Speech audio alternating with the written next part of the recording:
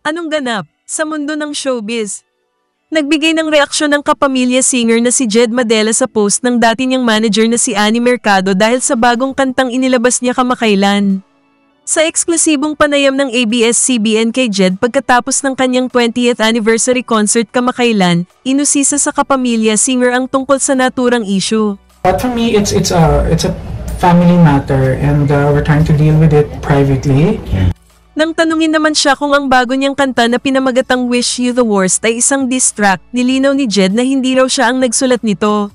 I didn't write the song. It was written by a different person, and then I guess it just so happened that it was offered to me, and I wanted a new sound.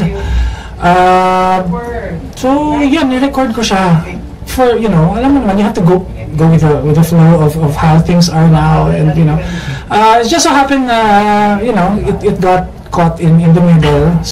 Pero sa kabila ng nangyari, nananatili pa rin daw ang pagpapahalaga niya at pagpapasalamat sa dating manager dahil ito naman daw ang naging dahilan kung bakit nagsimula ang career niya.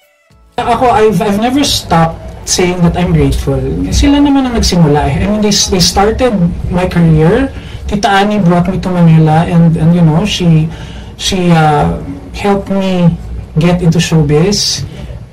It was we were a team. I mean, but then I guess, you know, in time kasi we all have to grow, and we have different priorities now, and now they are focused on W Copa. Ako, I'm focused on you know, a new chapter in my life, doing something different naman.